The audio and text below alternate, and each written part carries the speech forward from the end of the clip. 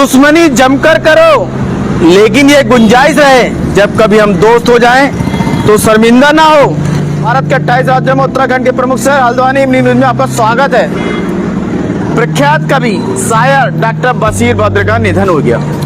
15 फरवरी 1935 को यूपी के अयोध्या में जन्मे कवि बशीर बद्र उर्दू भाषा विशेषकर गजलों में अपनी महारत के लिए प्रसिद्ध थे और फारसी, हिंदी और अंग्रेजी में भी पारंगत थे।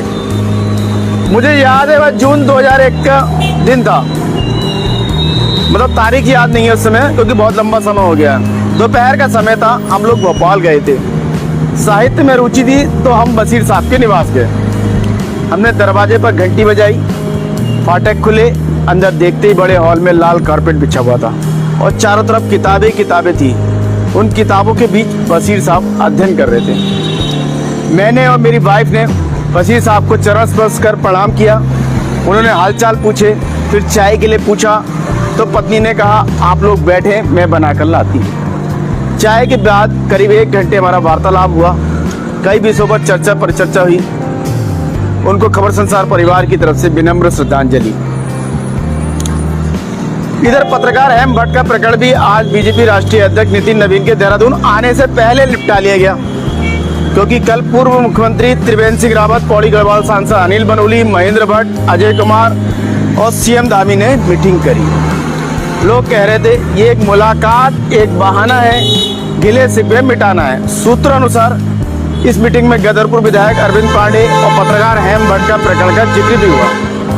फिलहाल आज हेम के बीवी बच्चों के साथ सीएम धामी की फोटो जारी की गई और बताने की कोशिश की गई, जैसे लोग कह रहे हैं कि सब कुछ ठीक ठाक है, कोई आपस में मनमुटाव नहीं है। फिलहाल बीजेपी के राष्ट्रीय अध्यक्ष नितिन नवीन चुनाव के संबंध में आए हैं और फीडबैक लेने के लिए उनका ये प्लान है।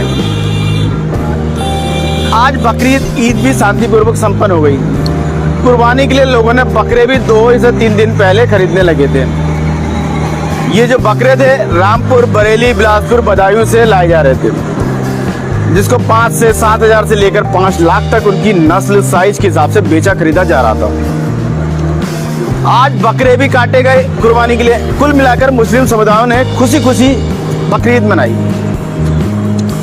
स्कूलों की छुट्टियां पड़ चुकी हैं, बच्चों को आज़ादी फील हो रही है और मम्मी पापा पर दबाव बना रहे बच्चे इस बार मनाली जाएंगे, शिमला जाएंगे, मसूरी जाएंगे, कैंपटी फॉल जाएंगे, नैनीताल जाएंगे, भीमताल, कैंची, मुक्तेश्वर तो कश्मीर, लद्दाख जाने की इच्छा जता रहे हैं। मम्मी पापा भी उनकी इच्छा को अपनी इच्छा समझकर आश्वासन दे रहे हैं, तो कुछ तुरंत कार में लगे डाल चल भी दे रहे हैं। दर्शकों को बता दें यह सब ठंडे शहर हैं जहाँ लोग जाना पसंद करते हैं, तो कुछ लोग रामेश्वर, कन्याकुमारी, मुंबई, कटक, जयपुर, उड़ीसा जैसे गर्म शहरों में भी जा रहे हैं। 2 से 3 सप्ताह का टूर प्लान कर पूरी फैमिली संग, यहाँ तक कि पालतू कुत्ता बिल्ली भी साथ ले जा रहे हैं कुछ लोग। केदारनाथ, बद्रीनाथ, गंगोत्री, यमुनोत्री यानी 4 धाम यात्रा को एडवेंचर और भक्ति दोनों के भाव से जा रहे हैं मिला के। जो बहुत पैसे वाले हैं हेलीकॉप्टर, हवाई यात्रा कर जा रहे हैं, तो कुछ ट्रेन, एसी बसें या अपनी कार से, तो कुछ लोग ज़्यादा ही जुनूनी होते हैं तो कैलाश यात्रा, आदि कैलाश, अमरनाथ यात्रा करते हैं। अमरनाथ यात्रा 3 जून से आरंभ हो रही है, जो रक्षाबंधन के दिन तक चलती है। इसके ट्रैकिंग रूट जो है, पहला पहलगांव, दूसरा बालटाल है। बालटाल वाला रूट लंबा है, करीब 33 से 34 किलोमीटर, पहाड़ी है, बर्फ भी पड़ती है इसमें, गणेश टॉप वगैरह चढ़ाई का। जबकि बालटाल का रास्ता 20 किलोमीटर का है, शॉर्ट है लेकिन खड़ी चढ़ाई है, जहाँ लोग गिरते भी बहुत हैं। फिलहाल हर एक श्रद्धालु को कम से कम 5 किलोमीटर तो पैदल चलना ही पड़ता है, चाहे वो हेलीकॉप्टर से पहुँच जाए वहाँ। अगर हवाई यात्रा से जाता है तो कुछ लोग घोड़े खच्चरों से जाते हैं। फिलहाल हम संक्षेप में आपको बता रहे हैं, वरना विषय यानी घुमक्कड़ी पूरी किताबें लिखने जैसा है। जैसे कि महापंडित राहुल सांस्कृत्यान कहते संदर्भ में एक शेर है कि सैर कर गाफिल, जिंदगानी फिर कहाँ, जिंदगी गर रही तो ये जवानी फिर कहाँ। ये शेर लिखा है मशहूर ख्वाजा मीर दर्द ने। इसको अक्सर यात्रा प्रेमी यानी घुमक्कड़ राहुल सांस्कृत्यान के जीवन दर्शन से जोड़कर देखा जाता है। दर्शकों को यह भी बता दें राहुल सांस्कृत्यान को पद्म भूषण से भी सम्मानित किया गया है। चलिए फिलहाल वापसी देश की अन्य खबरों पर नजर डाल लेते हैं। देश की राजधानी से चलते हैं। सुप्रीम कोर्ट ने दिल्ली गोल्फ क्लब के 100 मीटर के प्रतिबंधित क्षेत्र में बनी इमारतों को सील करने के अपने ही आदेश पर 22 जुलाई तक रोक लगा दी है। डीडीए द्वारा सतही पार्किंग के लिए 3000 से अधिक भूमि भूखंडों की पहचान की जाएगी। इसके अतिरिक्त लगभग 1 लाख वाहनों को रखने के लिए 232 भूखंड निविदा के लिए तैयार हैं। डीडीए ने आज ये जानकारी रिलीज करी है।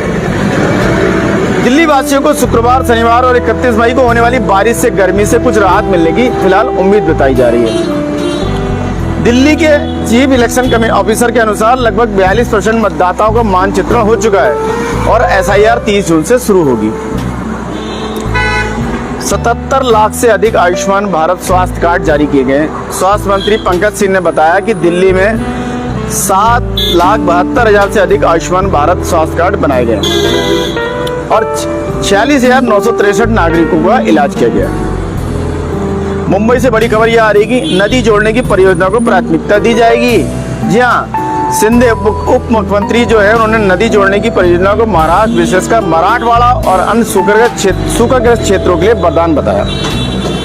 महाराष्ट्र सरकार ने जल जीवन मिशन के तहत 51,000 योजनाओं की प्रगति की समीक्षा की है। गुजरात से बड़ी खबर यह आ रही है कि बड़ौदा में इबोला के संदिग्ध मरीज की जांच में रिपोर्ट नेगेटिव आई। राज्य सरकार पूरी तरह सतर्क है। वह व्यापारी लगभग 5 से 7 दिन पहले कांगो से मुंबई आया था और बाद में बड़ौदा चले गया था। गुजरात तट से 1,150 करोड़ की कोकीन की खेप पकड़ी गई है। हाल के वर्षों में गुजरात के सबसे बड़े समुद्री मादक पदार्थ विरोधी अभियानों में से ये एक है।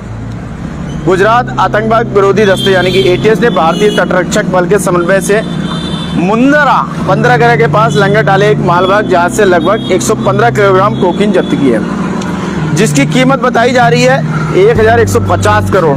एक अंतर्राष्ट्रीय मादक तस्करी सिंडिकेट से कथित तौर पर जुड़े 3 विदेशी नागरिकों को इस मामले में हिरासत में लिया गया। गुजरात के गिर वन क्षेत्र में शेर के 4 शावकों की मौत से हड़कंप मच गया है। जी हाँ, वायरल संक्रमण के डर से 17 को अलग फिलहाल रखा गया है। अधिकारियों ने बताया गुजरात के गिर वन क्षेत्र के विभिन्न इलाकों में संदिग्ध संक्रमण के कारण शेर के 4 शावकों की मौत हो गई, जबकि 17 बड़ी बिल्लियों को अलग कर दिया गया फिलहाल सुरक्षा की दृष्टि से। दर्शकों को यह भी बता दें कि 2025 की जनगणना के अनुसार गुजरात में 891 एशियाई शेर पाए गए। कर्नाटक से बड़ी खबर यह आ रही है कि कर्नाटक में नेतृत्व परिवर्तन। सिद्धरामैया ने कहा, मैं अंतिम सांस तक सक्रिय राजनीति में बना रहूंगा और सांप्रदायिक ताकतों से लड़ूंगा। इससे पहले उन्होंने मुख्यमंत्री पद से अपना इस्तीफा राज्यपाल के विशेष सचिव प्रभु शंकर को सौंप दिया था। कर्नाटक के मुख्यमंत्री सिद्धरामैया ने फिलहाल इस्तीफा दे दिया, लेकिन राज्य की राजनीति से हटने से इनकार कर दिया है। पुरानी यादों को ताजा करते हुए उन्होंने कहा, वे एक अचानक से राजनीतिक नहीं बने, उनके परिवार में कोई भी राजनीति में नहीं था। केरल के 6 जिलों में 29 मई को येलो अलर्ट जारी कर आईएमडी ने भारी बारिश का पूर्वानुमान लगाया है। दक्षिण पश्चिम मानसून के आगे बढ़ने के लिए परिस्थितियां अनुकूल हैं। अगले 4 दिनों तक राज्य में व्यापक वर्षा होने की संभावना है। केरल के पूर्व मुख्यमंत्री पिनराई विजयन के आवास पर छापेमारी के बाद ईडी अधिकारियों के वाहन पर हमले के आरोप में 8 लोग गिरफ्तार। जी हाँ, उनके बस कारों के शीशे तोड़ दिए थे ईंटें मार के। तो इसमें मामले में 8 लोग गिरफ्तार किए। एक्सालॉजिक CMRL रिश्वत मामले में ईडी ने 18 करोड़ 36 लाख और 242 बैंक खाते फ्रीज किए। बुधवार को केरल और बेंगलुरु में 10 स्थानों पर एक साथ छापेमारी की गई। सऊदी अरब में 20 साल की जेल की सजा काटने के बाद अब्दुल रहीम के केरल में अपने घर पहुंचने पर भावुक दृश्य देखने को मिला। दर्शकों को थोड़ा जानकारी दे दें इस बारे में कि केरल के कोझिकोड जिले के कोलमबुजा निवासी यह रहीम को 2006 में अपने नियोक्ता के 14 वर्षीय दिव्यांग पुत्र की हत्या के आरोप में जेल भेजा गया और मौत की सजा सुनाई गई। उनकी जेल की सजा यह भी 19 मई को ही समाप्त हुई है। तमिलनाडु से खबर यह आ रही है कि एसपी वेलुमणि का कहना है कि AIADMK एकजुट है और तमिलनाडु में पार्टी का शासन वापस लाएगी। अन्ना द्रमुक के पूर्व मंत्री वेल्लामंडी नटराजन TVK में शामिल हुए। उन्होंने अपने परिवर्तन का कारण बताया। चुनाव के बाद AIADMK 2 गुटों में बढ़ गई, यह सब ठीक नहीं है। जहां तक TVK की बात है, उन्होंने पेरियार, अन्ना, MGR और जयललिता समेत सभी नेताओं को स्वीकार किया, इसलिए मैं यहाँ आया हूँ और शामिल हूँ। तमिलनाडु के अधिकार सर्वोपरि है, इन्हें छोड़ने की बात कभी नहीं बोले उच्च शिक्षा मंत्री। मदुरै में दिए गए अपने उस बयान से उपजे विवाद का जवाब दे रहे थे, जिसमें उन्होंने कहा था कि नई सरकार को पिछली सरकार की नीतियों का पालन करने की आवश्यकता नहीं है, विशेष रूप से CM के विश्वविद्यालयों के कुलाधिपति के रूप में कार्य करने के संबंध में। तमिलनाडु में तापमान निर्धारित सीमा के भीतर रहेगा। चेन्नई और अन्य उत्तरी जिलों में गुरुवार को अधिकतम तापमान 40 से 41 डिग्री सेल्सियस के आसपास रहेगा। मद्रास उच्च न्यायालय ने तमिलनाडु में तत्काल प्रभाव से गोहत्या पर प्रतिबंध लगाने का आदेश जारी कर दिया है। न्यायाधीशों का कहना है कि बकरियों और भेड़ों को भी लाइसेंस प्राप्त बूचड़ खाने के अलावा किसी अन्य स्थान पर बंद करने की अनुमति नहीं दी जानी चाहिए। अर्थव्यवस्था में सुधार के हित में गोहत्या पर रोक लगाने के लिए 30 अगस्त 1976 को जारी सरकारी आदेश को लागू करते हुए पूरे राज्य में गोहत्या पर तत्काल प्रतिबंध लगाए, ये कहा गया है। उड़ीसा से बड़ी खबर ये आ रही कि कार्यकर्ताओं ने केंद्र से उड़ीसा की सिजीमाली खदान को विशेषकर पैनल की मंजूरी को खारिज करने का आग्रह किया है। कार्यकर्ताओं को कहना है कि सिजीमाली में खनन से बड़ी चिड़ा सुगड़ नदी और 100 से अधिक बारहमासी ठहरावों के नष्ट होने का खतरा है। आंध्र प्रदेश के अधिकारियों को कहना है कि उड़ीसा कोटिया गांव में जनगणना के आंकड़े जो एकत्र करने में बाधा डाल रहा है। जनजातीय कल्याण मंत्री गुम्माड़ी संध्या रानी ने मुख्यमंत्री एन चंद्रबाबू नायडू से विवादित कोटिया गांव में रक्षा करने की बात का आग्रह किया है। JSW ग्रुप ने ओडिशा में मेगा स्टील प्रोजेक्ट का निर्माण का शुरू किया। यह नया इस्पात संयंत्र उस स्थान पर बन रहा है जहां कभी दक्षिण को इस्पात कंपनी पाक्सो में विशाल परियोजना का प्रस्ताव रखा था। टीएमसी की कौकुली घोष दस्तीकार ने पार्टी सांसद कल्याण बनर्जी पर गाली गलौज का आरोप लगाया। नायडू ने आंध्र प्रदेश से खबर आ रही है, नायडू ने महानाडु में एनटी रामाराव के लिए भारत रत्न की मांग की है। एनटी रामाराव की जयंती पर श्रद्धांजलि अर्पित करते हुए मुख्यमंत्री ने कहा टीडीपी के संस्थापक देश के सर्वोच्च नागरिक सम्मान के पात्र हैं। आंध्र प्रदेश के अधिकारियों को कहना है कि उड़ीसा कोटिया गांव में जनगणना के आंकड़े एकत्र करने में बाधा डाल रहा है। बैल करनी जा रही पर्यटक बस नेल्लौर के पास पलट गई, 14 लोग इस में घायल हो गए। आपको पूरी जानकारी देते हैं कि बैल करनी जा रहे 43 तीर्थयात्रियों को ले जा रही एक निजी बस चिंटा रेड्डी पलेम के पास राजमार्ग की रेलिंग से टकराकर पलट गई। घायलों में 3 की हालत गंभीर है। मध्य प्रदेश से खबर ये आ रही कि सीबीआई ने पूर्व न्यायाधीश और टीचर शर्मा की सास गिरीवाला को गिरफ्तार कर लिया है। मध्य प्रदेश उच्च न्यायालय द्वारा भोपाल की स्थानीय अदालत द्वारा दी गई उनकी अंतरिम जमानत रद्द करने के कुछ घंटों बाद 28 मई की सुबह सीबीआई की एक टीम उनके निवास पर पहुंच गई। बिहार से बड़ी खबर आ रही है कि बिहार मंत्रिमंडल ने विधायकों, सरकारी अधिकारियों, कर्मचारियों, पेंशन भोगियों के लिए नकदी सहित व्यवस्था की मंजूरी दी है।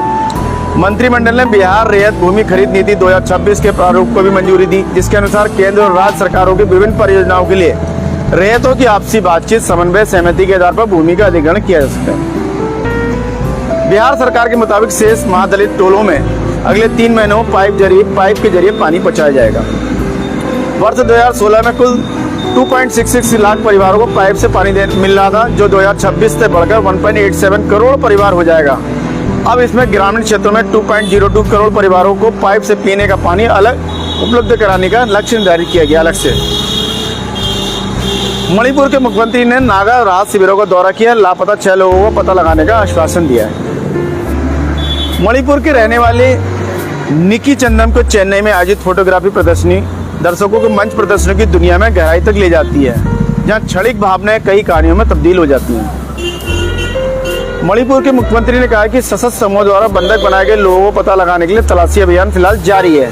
सीएम ने कहा सरकार इस मामले को गंभीरता से ले रही है और बंधकों को पता लगाने के लिए सुरक्षा बलों द्वारा तलाशी अभियान फिलहाल जारी है। राजस्थान से बड़ी खबर ये आ रही है कि राजस्थान में अगले 48 घंटों तक भीषण गर्मी की लहर, 29 मई से बारिश।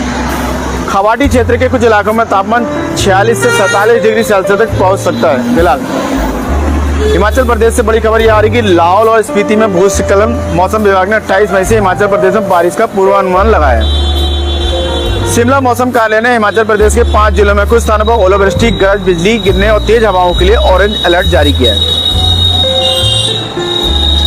आशा है आपको खबरें अपडेट रख रही होंगी और चाय पर चर्चा के लिए मसाला प्रदान कर रही होंगी। अपने विचार और सुझाव साझा करें। कल फिर नए विषय के साथ आपके समक्ष उपस्थित होंगे। इसी के साथ मैं मनोज आर्य, खबर संसार के लिए जय हिंद।